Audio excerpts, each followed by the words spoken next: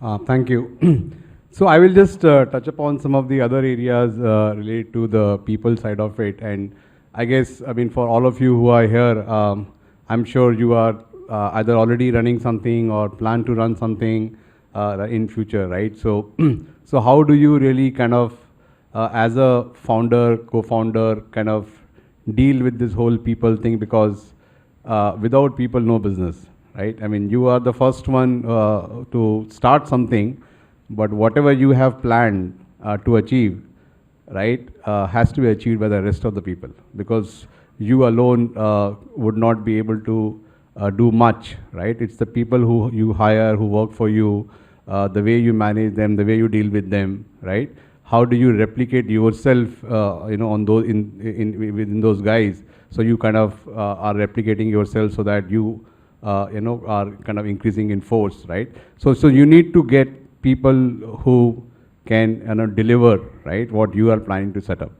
So the whole focus when you are a manager in a corporate, wherein it's all, how do I do well and how do I grow, versus when you are a founder, it's how do I make others, perform, not just up to what potential, but higher potential than, what they're. So your entire focus is to make sure that the people you are hiring perform, above their capability, right? They hit above their kind of, so that's the whole focus change in terms of how you need to really deal with people.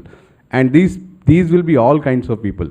I mean, it's again, unlike, post MBA, when we are in working in MNC and all, you are dealing with a certain level of people, right? They have an understanding of the business, the understanding of processes, understanding of some of the basic things. But when you are dealing with somebody who is, let's say, 10th pass, 12th pass, and you want to have that guy, work beyond his potential, and you have to motivate that guy, you have to have a very different approach to deal with. So especially when you are operating operational heavy businesses, as talked about. So similarly in BigBasket, the whole the operations was kind of dealt by the warehousing staff and the delivery staff, and all of them obviously are very, very, very less educated, right? So being able to really play a role wherein you are able to identify how do I make each of these individuals perform better, understand what day-to-day problems they are facing in the job which they are doing. One is to say, okay, here is the job, here is the process, you deliver, you get salary, and end of the story, right? But then trying to really understand on an ongoing basis, what are the problems this guy is facing in doing his job, right? And then have that dialogue with each one of them at a frequent interval to understand and give him a sense of that, look, we are here to solve your problem.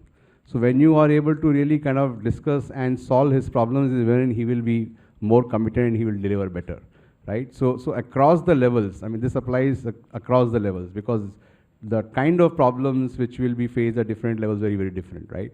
So now with all the tech-enabled businesses, I mean, we have people, who are coming in from, all parts of the country. They don't know English, they have never handled technology, but then you suddenly give them, to follow processes, do delivery app, this and that. Their life is very, very, very, very complicated, very, very challenged, right? And so how do you make sure that these guys are motivated enough, right, and solve their problems, right, on an ongoing basis? So that's I think a very, very different role from a people perspective when you are a manager versus when you are a founder, right? So also whatever you want to achieve, right, especially in a tech-enabled businesses, the team out there is actually really the face of the brand, right? So what they do, how they interact with the customers, right, is paramount, right? And you have to make sure that each one of those guys deliver it the way you would want, right? So you have to kind of get into their shoes, that when you as a customer walk into a store, how would you want the store manager to deal with you, welcome you, so that you will go back to the, if you like the store guy, you'll go back. Similarly, when you go and deal and deliver to your customers, right, how do you interact with them? How do you make them happy? How do you so that the customer satisfaction is there, so that they can keep coming back to you? So there are a lot of such level of detail you have to really get into. How do I make these individuals perform better on an ongoing basis? Just to give you a few minor examples of the entire, the big basket delivery side of it, right? So we had to hire each of these people because there was no logistics players available to cater to our requirement of delivering grocery at the doorstep, wherein you are dealing with all kinds of products with the chilled, frozen, heavy stuff, right?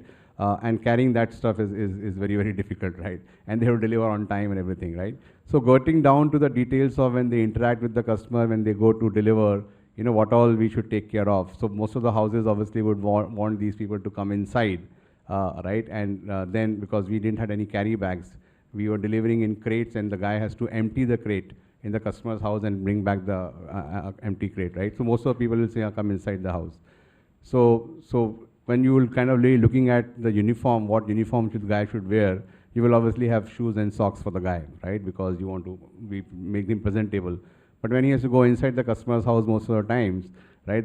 Then Indian culture, you want to remove your shoes. So this guy would not obviously wash his socks every day, right? So that's the situation, you have to deal with over there. So how do you really get down to the, that level of detail, say what should be his uniform so that he is able to do the job better.